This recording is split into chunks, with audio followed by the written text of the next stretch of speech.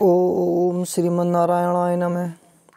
श्री विष्णु पुराण के तीसरे अंश के तीसरे अध्याय का अनुवाद। चतुर्युग अनुसार भिन्न भिन्न व्यासों के नाम तथा ब्रह्म ज्ञान के महात्म्य का वर्णन। श्री मैत्रेय जी बोले, हे भगवान, आपके कथन से मैं यह जान गया कि किस प्रकार यह संपूर्ण जगत विष्णु रूप है, विष्णु में ही स्थित है, विष्णु से ही उत्पन्न हुआ है तथा विष्णु के अतिरिक्त और कुछ भी नहीं है।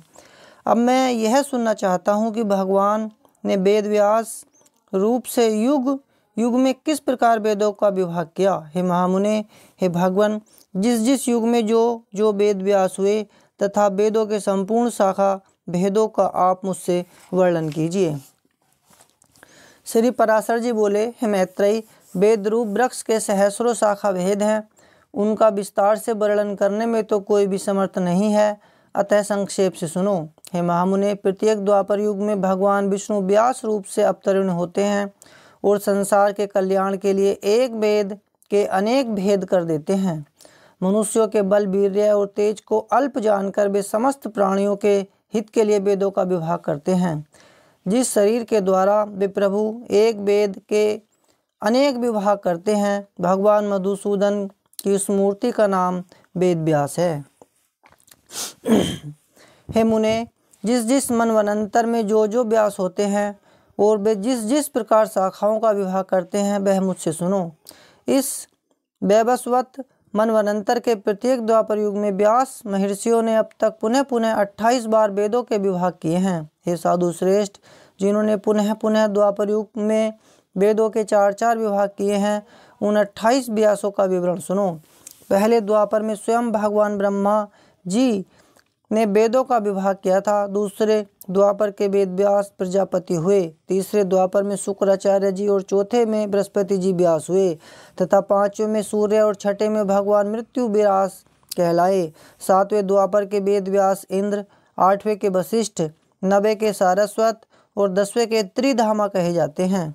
11वें में त्रिशिख, 12वें में भरद्वाज, 13वें में अंतरिक्ष और 14वें में वर्णी नामक व्यास हुए।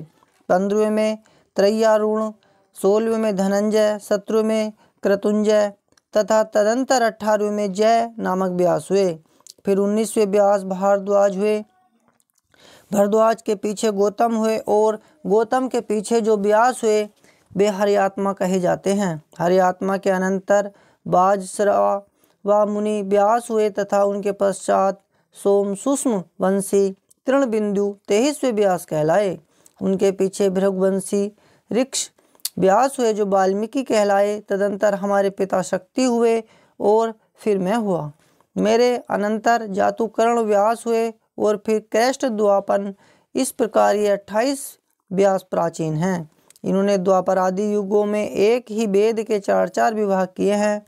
हे मुने, मेरे पुत्र कृष्ण द्वैपायन के अनंतर आगामी द्वापर युग में द्रोण पुत्र अश्वत्थामा वेद व्यास होंगे।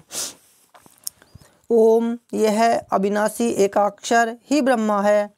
यह बृहत और व्यापक है, इसलिए ब्रह्मा कहलाता है।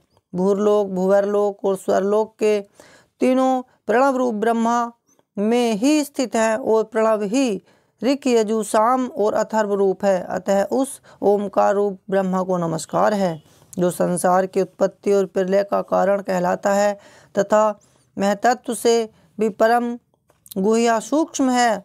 उस ओमकार रूप ब्रह्मा को नमस्कार है, जो अगाध अपार और अक्षय है, संसार को मोहित करने वाले तमोगुण का आश्रय है तथा प्रकाश में सत्वगुण और प्रवृत्ति रूप रजोगुण के द्वारा पुरुषों के भोग और मोक्ष रूप परम पुरुषार्थ का हेतु है, जो सांख्य ज्ञानियों की परम निष्ठा है, शम दमशालियों का गंतव्य स्थान है, जो अव्यक्त और अविनाशी है तथा जो सक्रिय ब्रह्मा होकर भी सदा रहने वाला है, जो स्वयंभू प्रधान और अंतर्यामी कहलाता है तथा जो अविभाग, दीप्तिमान, अक्षय और अनेक रूप है और जो परमात्मा स्वरूप भगवान वासुदेव का ही रूप है।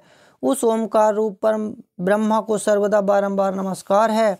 यह ओमकार रूप ब्रह्मा अभिन्न होकर भी अकार, उकार, मकार रूप से 3 भेदों वाला है। यह समस्त भेदों में अभिन्न रूप से स्थित है, तथापि भेद बुद्धि से भिन्न भिन्न प्रतीत होता है।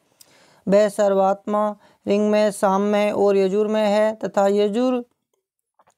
ऋग यजु साम का सार रूप वह ओंकार ही सब शरीरधारियों का आत्मा है। वह वेदमय है, वही ऋग्वेद आदि रूप से भिन्न हो जाता है और वही अपने वेद रूप को नाना शाखाओं में विभक्त करता है तथा वह असंग भगवान ही समस्त शाखाओं का रचयिता और उनका ज्ञान स्वरूप है। इस प्रकार श्री विष्णु पुराण के तीसरे अंश में तीसरा अध्याय समाप्त हुआ। ओ